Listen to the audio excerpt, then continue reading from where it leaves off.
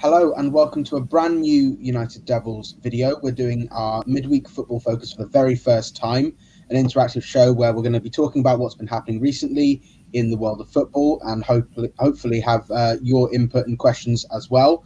With me today, I welcome Suraj for our first video, and it is your idea, so it seems very fair that you're joining today. And so we'll talk about, big things that have happened. Firstly, in the Premier League. And I think one of the more surprising results based on the way they were playing, Liverpool versus Leicester. Liverpool were fighting for a win, a rare win in these circumstances, and they thought they had it after a fantastic finish from Mo Salah, but Leicester scored 3 quick-fire goals late in the game. Controversially, first, Maddison's whipped free kick, which they thought was a penalty. It wasn't. It was a free kick. They thought it was offside, and it wasn't. And then a foul against Salah in the build-up potentially for the second goal, and then the third goal was just a mess as well. Let's talk about Liverpool first, because obviously it was shocking really the way they capitulated in the last 10 minutes, something that you don't expect from champions or reigning champions at least, and certainly something you don't expect from title contenders. So Jurgen Klopp conceding the title there and then after the game, was that a shock to you? Well, it was a very weird game in general because after the first half, I had half a mind to just turning the TV off and doing my work because the first half was pretty average, and then the second half when I think Salah scored, I like that. There we go again. Liverpool are going to win this because usually if Liverpool score post the 70th minute, they're not going to let go. But then as usual again when the again VAR need to fix up over there because they drew 2 lines to depict I think it was Amartey's and or knee or something, and I Sleeve. think it was Robertson's knee, right? And then another Liverpool player, and you just can't tell what line depicts what. I think Firmino's foot was offside, and someone pointed out that he'd have to have a really, a really huge boot size Mm. for his leg to cross the line. Yeah. So it's again weird, but I'm not complaining.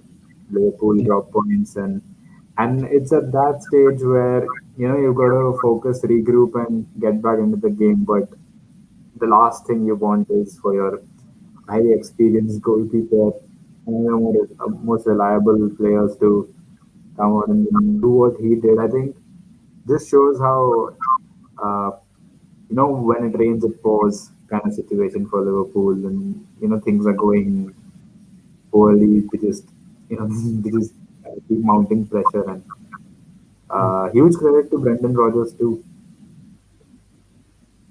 Yeah, absolutely. I think the fact is that he got his tactics nailed on. Sit back, know Liverpool want the ball, but press them in the right areas and not in the wrong areas, and you reap rewards. But something that was put out is the fact that this Liverpool team, the reason why the capitulation is happening, you can look at Van Dijk being injured. You can look at the fact that one of their best midfielders, or in fact two for good periods of the season, have been playing at centre back, and that the players that have come in over the summer, Thiago's not had enough games to kind of show everything, and he's still acclimatizing to the Premier League. And Jota's had his injuries, which have stopped a really good run. But do you think I think it was Jamie Carragher said something about fatigue and how the same side has basically been playing for the last 3 or 4 years. Is that something that you can understand or sympathise with, or do you think that is just a different excuse? I mean, you gotta sympathize a little bit because if you lose players like Van Dijk and then Diogo Jota just hitting a stride and you're doing really well, and then he got injured, you've got to sympathize with them to some degrees because you know it could have been any team who got injured, who got the main players injured and then just decline. But then uh, while I do agree with that, I think in some aspects the media really they're going overboard with their sympathy with Liverpool, saying, "Oh, they're playing during a pandemic. So what are we doing there?" Mm. So that's I think that's the part that I don't agree with. But in terms of injury, yeah, obviously, they've had decisions go against them in VAR, but then which team hasn't? So I think in a previous pod with Arion and you will discuss this, and I think it was me who mentioned that Liverpool have been very lucky with injuries over the last two seasons, but should someone like Van Dijk get a long-term injury, they're going to be in trouble, and here we are. Then again, the defensive signings, I think both of them look like little panic buys, and I've never heard of Ben Davies before. I don't know if it's my ignorance or what, but I've never heard of him before. Kavak I still knew about because he was literally the only shining light in Schalke's otherwise really poor season. Uh, but you can't expect him to come in and start performing like a Van Dijk or uh, even Joe Gomez for that matter. He's always going to be, the understudy, not the leader. Yeah. So you got to sympathize with them. Do we really care? Everyone has to deal with injuries. Yeah.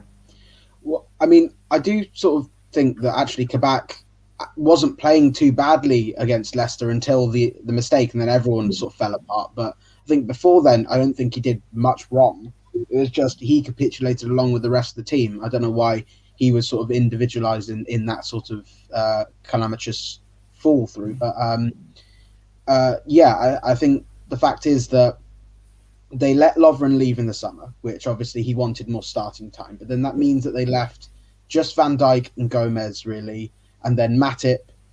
Two of the three are injury prone beyond belief, really. And then there's Fabinho who can slot in as a centre back, but you don't really want to have to put one of your best DMs as a centre back when he controls a lot of the tempo of the game. So I guess one thing you could say is, would you criticise Liverpool for not perhaps seeking say Koulibaly or an Umtiti or someone like that in the summer? Yeah, absolutely. I think even quite a few Liverpool fans they're really upset about the fact that they haven't gone on and signed a proper centre back. Uh, Last summer, when we were buying Maguire, Matthias Delict was available, and he took his own sweet time during the summer transfer window to choose his club, and it was PSG, it was Juventus, it was United, and Liverpool had just won the Champions League. And Mm. I think at that point, had they gone in and said, "Come over," he would have ditched UA and PSG immediately, and he'd be playing alongside his Dutch teammate Van Dijk. So I thought that would have been a perfect buy for them. Mm. Because just imagine that and Van Dijk playing in your defense. Obviously, I think now he went and had a dip in form at UA. Yeah, long-term injury as well. But yeah, injuries as well. But I think this season he's been doing much better. And plus, he's very young. He has a long time to develop. And I think Liverpool would have been a great place because they're a side that's already winning. So all he has to do is come in and just do his part. He doesn't have to lead the entire team. You have Van Dijk. So a player like Blick would have been very useful in a situation like this when Van Dijk's gone, Gomez is gone. So I personally don't rate Henderson a lot, but Liverpool fans just swear by him. So okay, Mm. fair enough. They know more than me. So I think Henderson wouldn't need to slot back into defense if someone like Delete was there. Uh, Mm.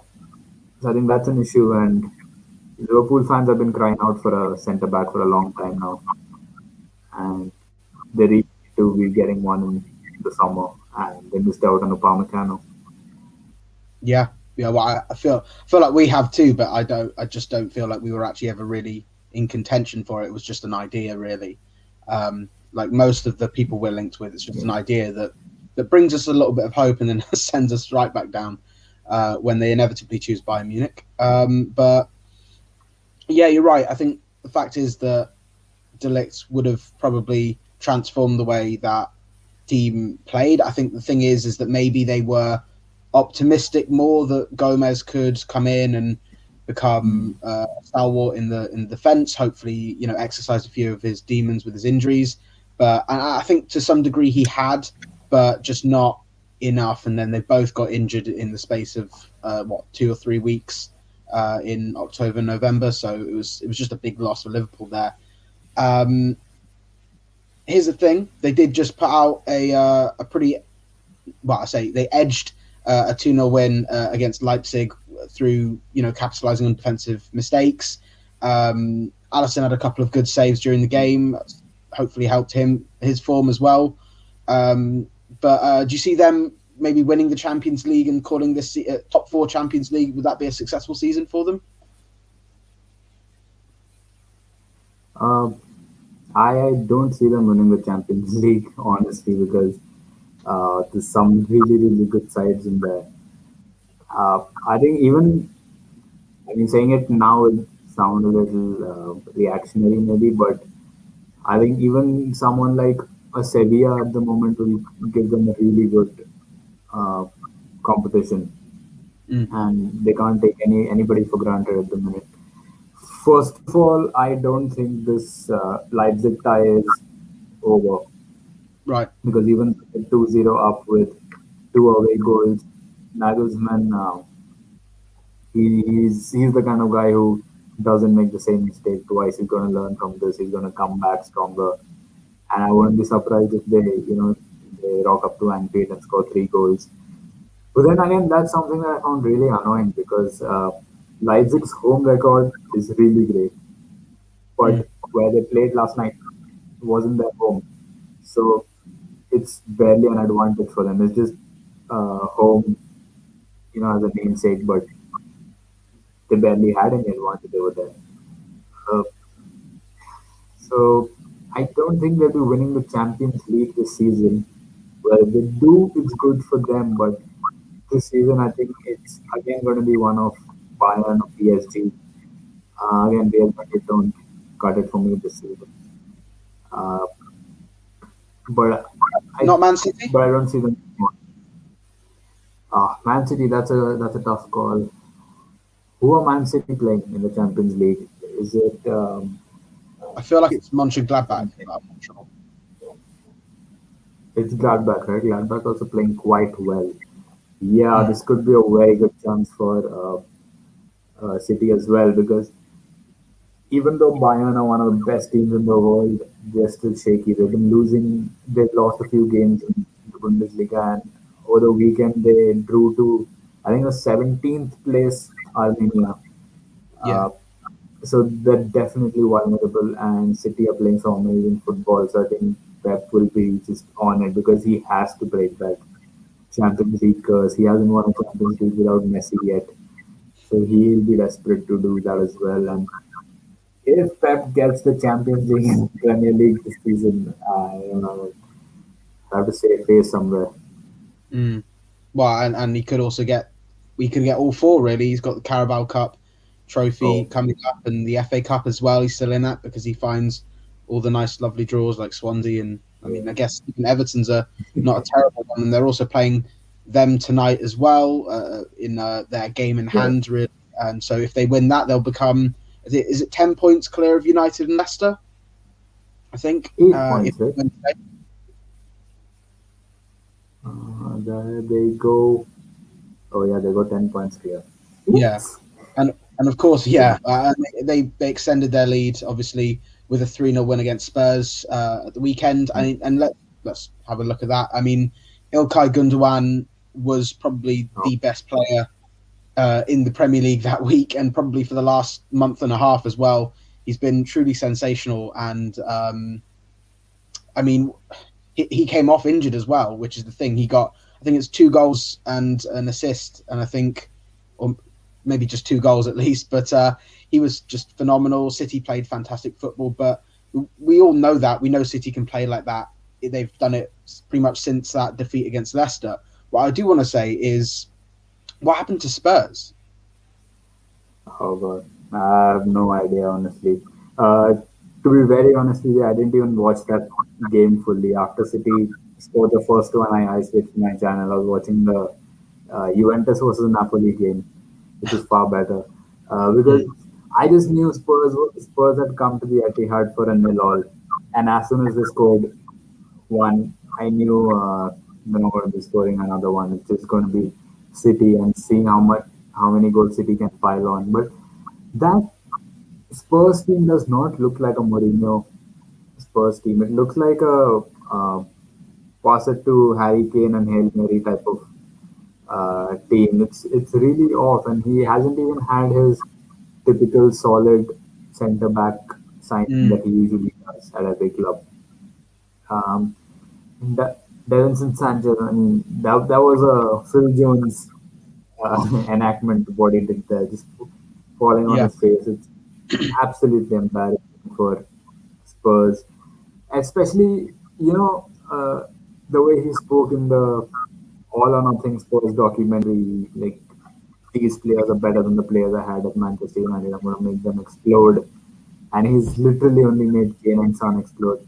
I think Højbjerg, that's how you say his name. He's been great for Spurs, but just in general, that defense looks so leaky. And like, if you're a Spurs fan, you better be questioning your board as well. What did you sign Carlos Vinicius for if he's barely getting any minutes? I think even when Kane played, he didn't get selected. They rotated the lineup, and then he played one game where Kane was absent. And Bale, what's he been doing? Uh, Mm, I think the few minutes in the end where he came on against City was really good, and yeah, that yeah. that one attempt that he made, he should have gotten a goal there. But again, City just too good. Gundogan's been amazing this season, and they're gonna win it. Yeah. And You think that's also, undeniable that they're going to win it? They're not going to drop 10 points really from here. uh, it will have to be a capitulation of enormous proportions if City are to bottle the title from here. I think the last time I saw just 8 points getting dropped was, I think when Liverpool lost the title in 2014, that was a 5 point gap that they gave up, right?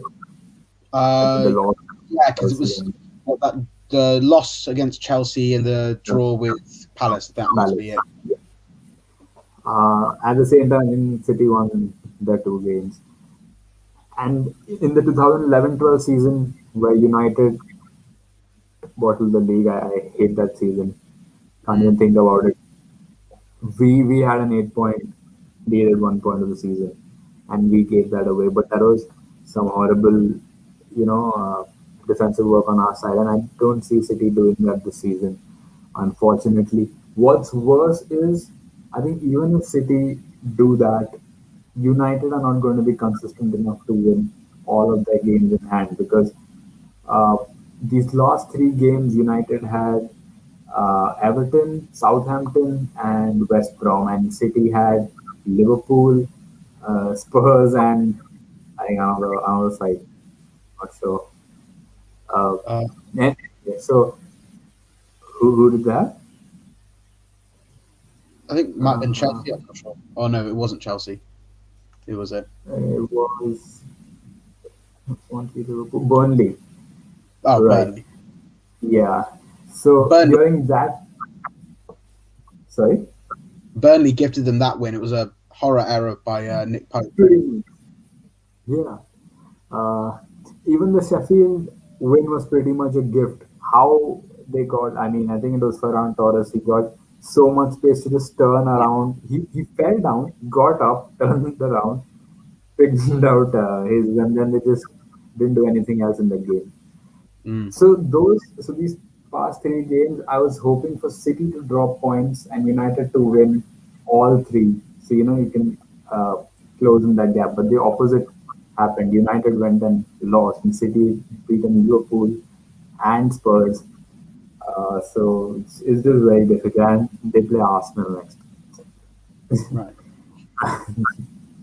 Well, that could be anything. I mean, to be fair, Arsenal seem to they managed one of those brilliant FA Cup wins against City again. They won 2-1 last year, but not a few weeks before losing 3-0 after David Luiz did what David Luiz has been doing for Arsenal and getting red cards. So I mean, honestly, I wouldn't rule it out, but I mean, you would expect City to win, but Arsenal could come up with something ridiculous and you wouldn't expect it. I mean, I don't know about this team because they just smacked Leeds, but still conceded 2 at the end. So you never know. But we'll be hoping Arsenal win for a change, I think. Yeah, absolutely. My prediction also needs to come true. What, that Arsenal make the top 4? Yeah. I'm still holding on to that. They can. Because they play very well. Their football is very fluid, but they have that huge self-destructive tendency in them. They have the capability to give the game back to the opponents in 2 minutes. But the Wolves game they should have put to bed in the first 10 minutes itself. They went on to lose that. And Aston Villa, that game which is horrible. They conceded in the second minute. But I think they can still do it. There may be some luck on their side, quite a lot of luck, which includes Thomas Tuchel's Chelsea to get done with the honeymoon period as soon as possible. And with some luck, I think they can still do it. Well, we're going to play them in 2 weeks' time, so might be one of the first. So we'll have to see. But we've looked at the top of the table. Let's look quickly at the bottom. It is Sheffield United firmly sat at the bottom with 11 points. Then West Brom gaining an extra point from us the weekend, make it 13. Fulham on 18, and then that is a 7-point gap between them and Newcastle, with Newcastle having played a game extra. So, I mean, things are certainly not done and dusted for most of the teams, but it's looking bad for the bottom two, who really need to hope everyone starts falling apart as much as they have for the start of the season. Because not only are their goal differences substantially bigger than everybody else in the league, or rather worse than everybody else in the league, but the points are just, it feels almost insurmountable. But that stat that Sam Allardyce has never been relegated before, I mean, do you think that's going to be undone this year? I think that's going to be undone because in the United game, when they were playing United, I heard this one stat, which is crazy, that every time Sam Allardyce has taken over a club mid-season, he has improved their defensive record, except for West Brom. This is the first time he hasn't been able to improve a team's defensive record after how many other games in charge. And obviously we give them a draw. But besides that, normal teams who beat the lower sides, they've been struggling a lot. And I think before the United United draw, I think the last win was in mid-Jan. Yeah, Wolves. Since then it's been loss, draw, loss, and then United draw. And but luckily for them, they have a easier run of fixtures coming up. They have Burnley up next, and then I think it's Brighton and then Newcastle for them. So those are decisive games because Burnley and Newcastle are just right above them, just I think a couple of points above, but very close to them, so they can completely turn the tide over there. I don't think they can survive, but the new striker is pretty good. Diagne, he's quite good actually. So if he can, get a good run of games together, and they can scrape a few more results because Newcastle just can't seem to buy a win at the moment. I think they're the most out of form team in the league. So when they inevitably win against us on the weekend. Oh yeah, naturally. There's going to be a Miguel Almiron stunner in the second minute, and then something like that. Yeah, it will be early though. We know that, or very, very late. It's one of the two. It'll be a Sean Longstaff opening. How did I forget Longstaff? Yeah, something like that. One of them, or maybe a third one will pop out of nowhere. Oh, There is another long stuff, you know that, right? Is there? Yeah, yeah, yeah. I Oh, don't no. think they're related, but I think he plays for Blackburn. He plays for the under 23s. I was watching a reserve game the Right. other Oh, day. yeah. Yeah, you're right. Yeah, I remember that. Oh dear. All right. Well, uh, won't talk about United because obviously we'll save that for the next podcast, of course, which will be at the weekend.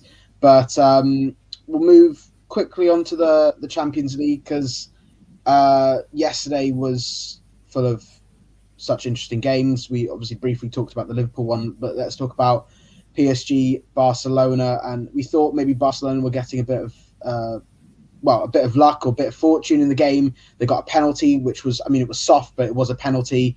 And then was starting to create attacks. Griezmann had a couple of chances. Dembele missed a sitter, really. And then Mbappe turned up and put three past them, as well as a goal from Moise Kean, who couldn't score in the Premier League, but is doing so well for PSG.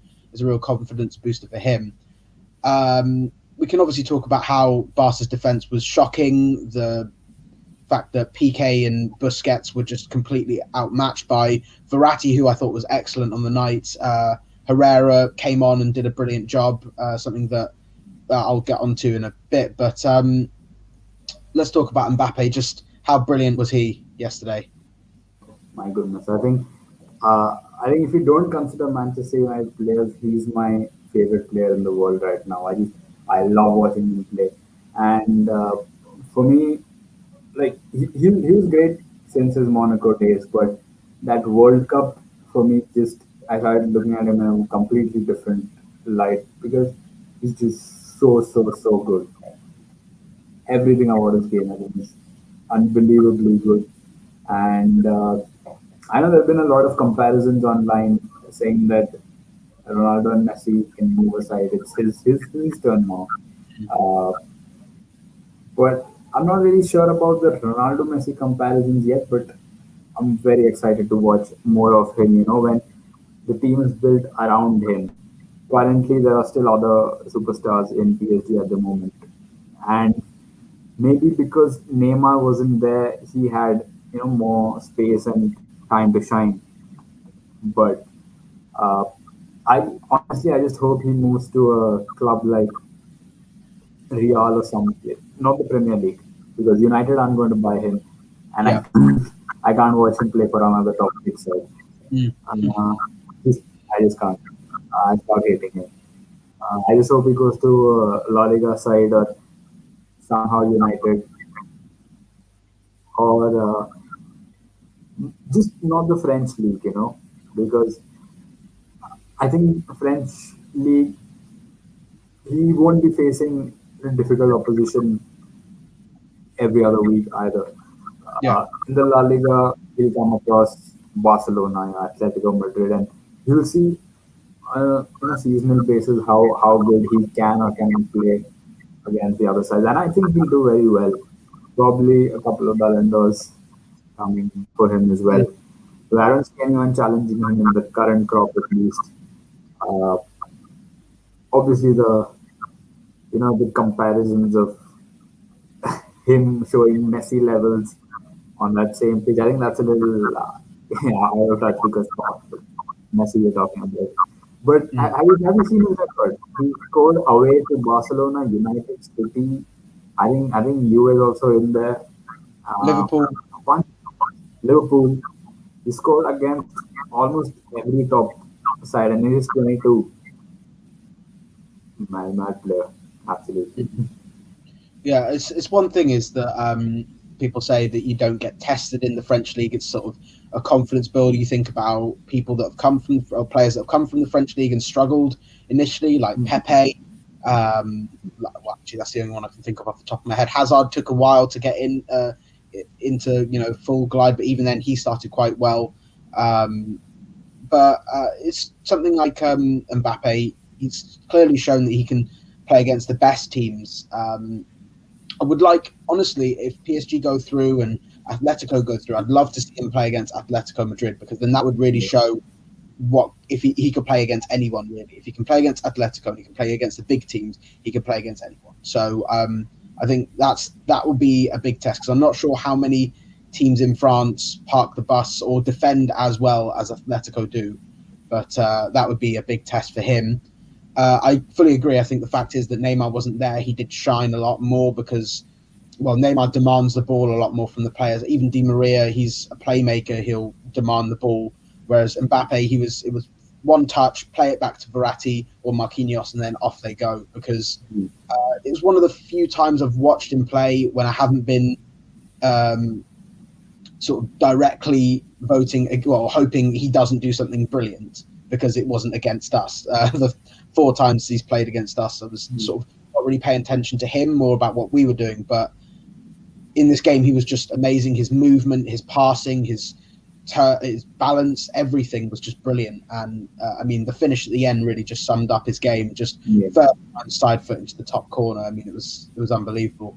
And there's the thing, like you said, people comparing him to Messi, the Messi Ronaldo kind of level, and I think it's too early yet. The more you overhype someone when they do dip or a bit of bad form, like he did actually have earlier this season, it put a lot more pressure on the player. I think that's something that he might see as an issue. It's something that I think we've seen down the years with players that have been called the next Lionel Messi. Eric Lamela was called the next Lionel Messi, I think. But and even João Felix taking a big number 7 at Atletico, he did struggle in his first year as well. It's something that we do with young players. But let's talk about this thing, is that the term generational, and I think he's certainly one that's generational, but it's something that we see with arguments, especially on social media. Saka, Greenwood, Foden, Callum Hudson-Odoi, those kind of players, and then you've got your Haaland, your Sancho, Ansu Fati. I mean, for you, who are this generation's generational players? Who are this sort of class of players that are going to be the next best thing? So, for me, I completely agree. The word generational and the word world class, I think they just get thrown around way too much. So, I got a very good metric. I don't remember where I read this, but someone had posted online, though not even on Twitter, I don't even remember where it was, but it said the best way to tell yourself if a player is world class or not is to ask yourself, will he look out of place in a team that has Ronaldo and Messi? So if you make a world 11, obviously Ronaldo and Messi are going to be there. So would he look out of place in that team? And if it's yes, then the player is world class. And in terms of generational, I think the likes of Saka, Greenwood, and even Joao Felix, actually, they're really unlucky to be compared with someone as good as Mbappe. Because that man's completed football. He's just waiting for a Champions League, and he has 10 more years to win a Champions League. He won everything, World Cup, his league titles, and everything is won. So for me, generational talent is very subjective, in the sense you can say Sancho is a generational talent, and it'd be very hard to disagree with, because he's unbelievable. 42 goals and assists in I think last season was unbelievable. And even if you take the goals and assist aspect away from his game, his footwork is just unbelievable.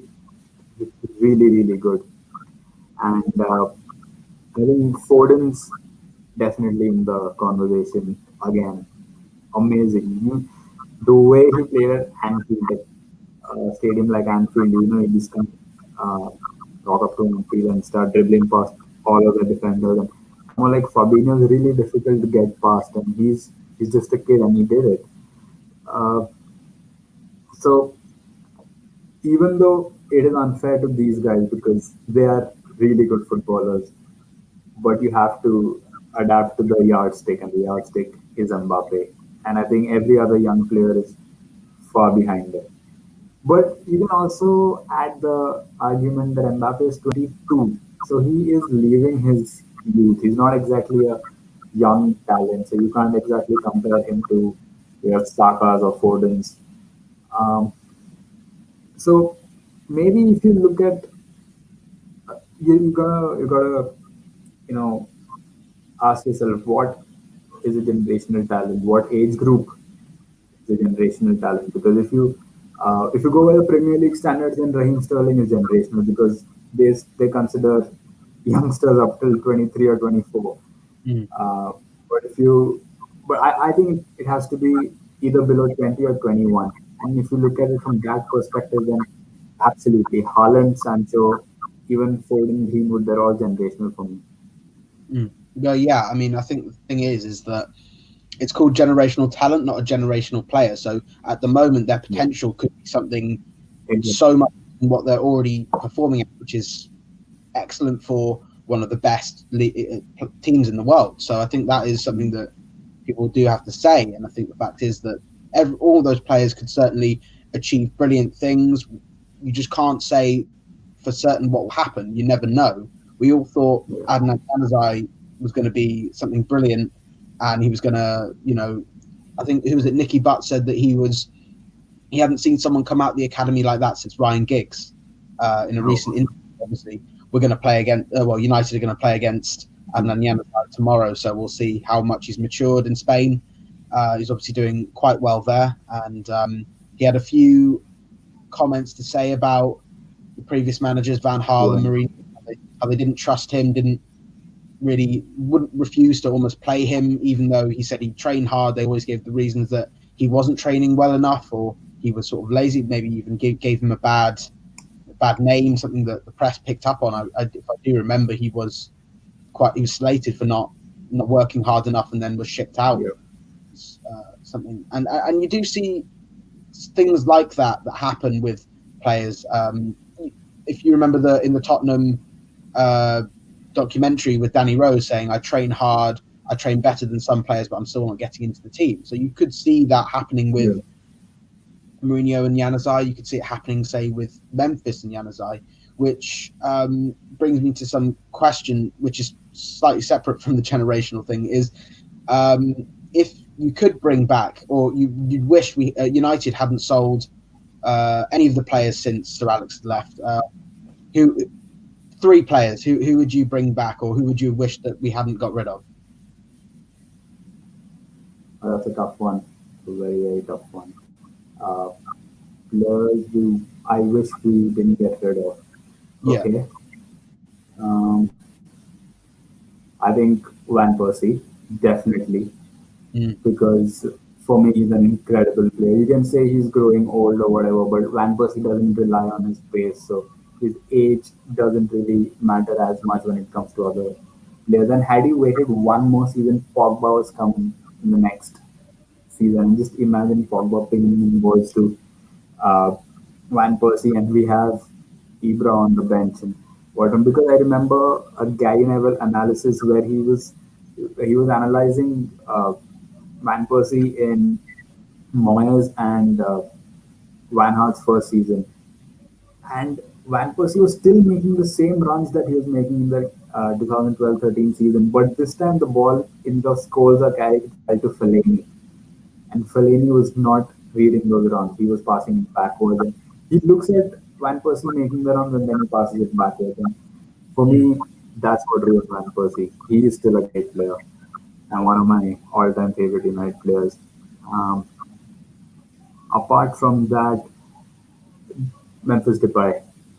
He lost his head in Manchester. I think I have a feeling the fame and all got to him a little too much because I read articles that he was partying in London while the rest of the team were in Mm. Manchester and everything. But right now he's a very, very solid player, and that potential was always in him. But he just wasn't able. Something wasn't working for him at United. Uh, so I definitely have him back because if we had him at left wing and maybe someone like Rashford down the middle, it'd be really great. Mm, who else? Who else? Zaha, Evra, uh, Zaha maybe. never has played for us. I don't even know what to judge him. Uh, based on Evra. I think his time was up because even after United, he didn't do well anywhere. Except for Uh, Juventus, to be fair. I mean, he got to the Champions League, the and final. then he went to France. Oh yeah. They lost 3-1. Pogba was there as well. Mm. Uh, I'd probably get Rafael back. Then we wouldn't have to watch Ashley Young and Antonio Valencia at right back. Uh, but credit to Valencia, he did very well. I think in that one, the first Jose season, but Yeah. we needed a proper right back. Uh, Chicharito is one because I hated the way we sold him. Oh, yeah. I thought he was a really good player, and it was so sad to read him recollecting his encounter with Van Gaal. He said, "As soon as I missed the penalty, I knew uh, my career was over." Di Maria is a good shout, but I still hold a grudge. So, what do you think? Yeah, well, I mean, I agree with. I think Van Persie would have been one that because I think even for what 3 or 4 years after he left United, he was still banging them in for Feyenoord, Fenerbahce, and I think honestly he could have done the job, especially with Mourinho coming in as well. I think he would have been a perfect striker for Jose Mourinho. Um, I've sort of had a thought about Memphis Depay, but I do think looking back on it, had we kept Memphis Depay, I think he would have been put into a number 10 role instead of Mkhitaryan. When Mkhitaryan fell through, Memphis would have played in that 10 role, which he does now for Lyon. And I think we wouldn't have got Bruno. And I don't think Memphis would have had the same impact Bruno has had on this team. So I think that is the one thing.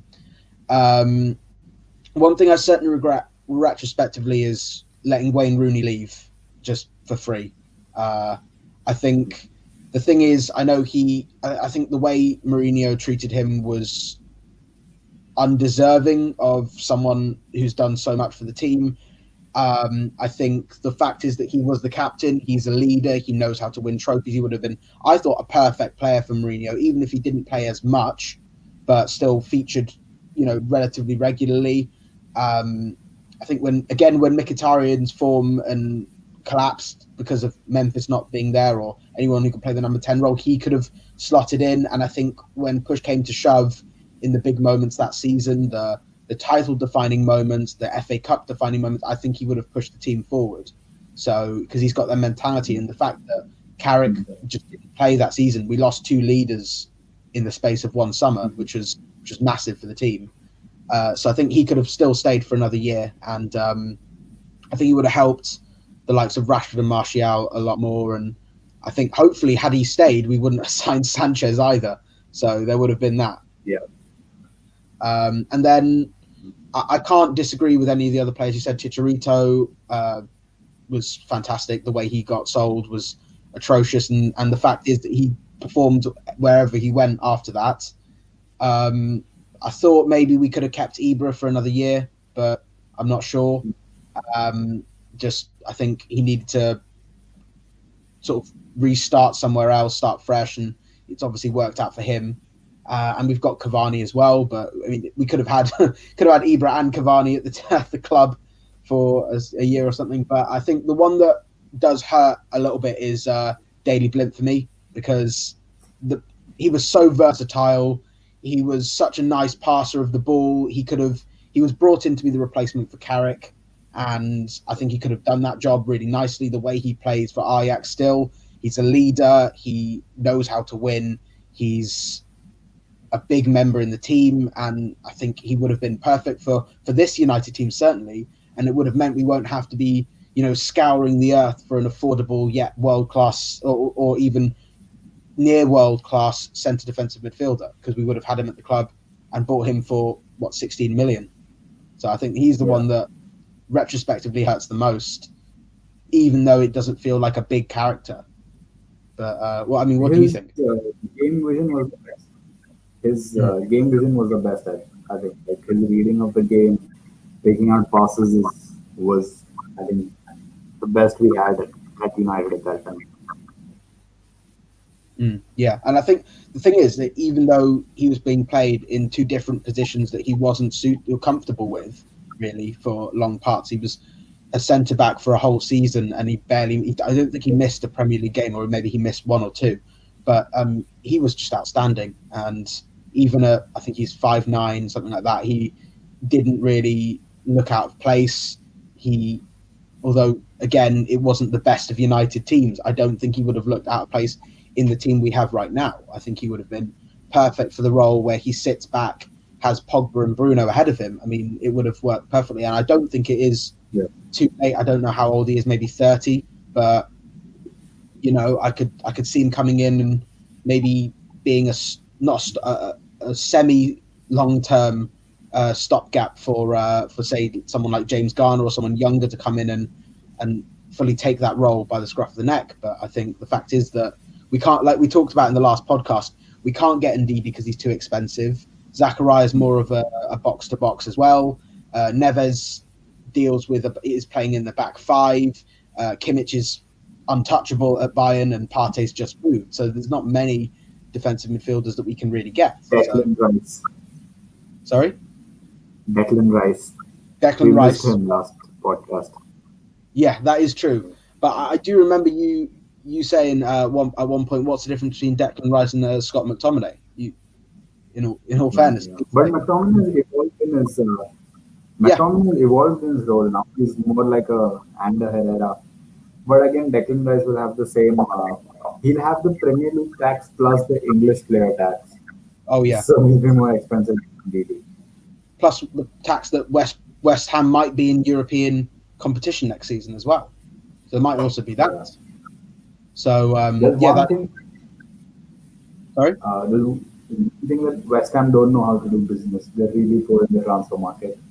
That is true. That could be one thing. But they'll definitely value Rice at 80 mil or something. And you think that would be what? Would you say that's not worth it, or would you say that that's just not what we can afford if we want to go for Sancho as well as another centre back as well? Yeah, that's the issue. So I don't know what the war chest is this time, but if we are getting Sancho for cheaper, I heard we're getting him for much cheaper this time. So even if we get him for like 70 mil, is that too less? I don't think it's too less. I think it's fine because they've been doing bad this season. But then here's another thing: if this is got Marco Rose, and Marco Rose comes in and says that Sancho is an integral part of my team, then I don't think we're going to be selling him anytime. But they have to make up for the losses as well. Just assume we get Sancho for 80 mil, and we definitely need a centre back. So, and it's looking more and more like Jules Koundé. It's like Koundé. I think we said we'll pay about 70 million euros for Koundé. Yeah, which is about 60, 65, something like that. 60, yeah. So that would be about 140 mil. And then we're definitely not getting Rice after that because I don't see us spending 200 million pounds in a season where fans have not come to the stadium. That's huge loss. So yeah, I'll be surprised even if we sign Sancho and Koundé together. Well, I mean, it's something that could be used. Maybe the fact that the shirt sales would actually probably increase. You could assume if it was big player signings. Interesting thing is that Cavani's looking for an extension, which would mean maybe Sancho gets eased into because we were all expecting him to join. We were all hoping, maybe not expecting, but taking that number 7 shirts and hopefully lifting that curse. But Cavani seems to have done that already, so, to a certain degree anyway. I think obviously as the season goes on, I think he'll just keep scoring and keep having sort of a positive effect on that. But do you think maybe that could have been a good option, go for Sancho? Do you think the tactic, or rather collapse of the deal, has actually worked in our favour, really? Or do you think that maybe had we signed Sancho in the summer, it would have been, instead of Cavani, it would have been a better option? That's a good question, but I'd like to answer this question after I see Diallo on the pitch for us. Because could be a complete game changer. Yeah, I hope we still get Sancho, but at the moment I'm just really excited to see Diallo. But one thing I'm worried about is if Diallo comes in and puts in three, four good performances, and the board decide, oh, we don't need Sancho, we've got Diallo. But the kid's only 18; he's going to have some horrible games for us as well. So I think we still need to get Sancho, but that's my opinion. But when I look at it from the board's perspective, I think this Diallo debut could be a game changer. yeah, yeah. I think that's a very good point. And obviously, he is in the squad for tomorrow, along with Shoulder Shortai. But I think that's more for the experience of Yeah, traveling to Turin and having the experience of a Europa League game.